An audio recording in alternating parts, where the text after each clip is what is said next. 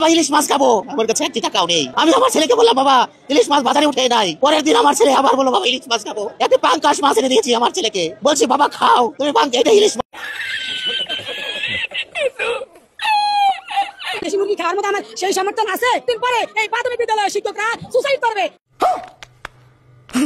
এটা লজ্জার বিষয়। আমি আমার বাচ্চা যখন ছোট একদিন একটা ফার্মের মুরগি কিনেছিলাম বাচ্চাকে খাওয়ানোর জন্য, আজ থেকে 20 বছর আগে। সেই ফার্মের মুরগির গন্ধ নাকে বয়ে আমার আজও বেড়ায়। তাই আমি কিন্তু একটা প্রাইমারি স্কুলের টিচার হয়ে একটা দেশি মুরগি কিনে খেতে আমি আজও পারিনি। আমি এই জাতির কেন আমার দুঃখটা আপনি বলাতে আমার দুঃখটা বলার জায়গা নাই। আমি সংসারও বলতে পারতেছি না, কারণ আমার 24 বছর চাকরি। আমার বাচ্চা যদি বলে যে বাবা আমাকে একটা জুস দাও, আমি একটা জুস খাবো, বাচ্চার কাছে আমার মিথ্যা কথা বলতে হয় যে বাবা হয়ে একটা শিক্ষক হয়ে, আমি একটা শিক্ষকের সন্তান হয়ে আমার সন্তানের কাছে বলতে হয় বাবা আজকে দোকান বন্ধ হয়ে গেছে, আজকে আর দোকানে মাল নাই, কালকে এনে দিব, আমার পকেটে টাকা নাই। এটা আমি বলি না। मारो मुझे मारो मारो मुझे मारो मारो नहीं ये मजाक हो रहा है। 1 सेकंड আমার বয়স প্রায় 50 বছর হয়ে গেছে, এখন পর্যন্ত বিয়ে করতে পারি না। মেয়ের বাবারা এই পুরুষ শিক্ষকদের কাছে মেয়ে বিয়ে দিতে চাচ্ছে না, কারণ এই শিক্ষকদের যে বেতন, এই বেতন দিয়ে মেয়ের বাবারা মনে করে যে এই বেতন দিয়ে মেয়েদেরকে তাদের মেয়েদেরকে ভরণ পোষণ ঠিক মতো দিতে পারবে। अभी मजा आएगा ना भिड़ो।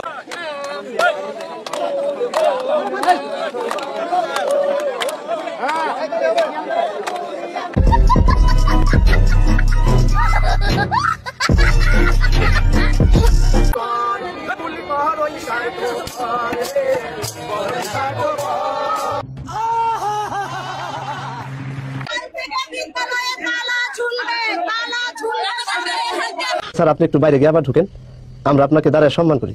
সেটা আমাদের দাবি, আমরা মনে করি যৌক্তিক। কারণ নার্স যারা তারা যদি 10ম গ্রেড পায়, দ্বিতীয় শ্রেণীর মর্যাদা যদি লাভ করেন, তাহলে আমরা কেন বৈষম্যের শিকার হব? तेरा बाप यहाँ छोड़कर गया था कि तेरी माँ?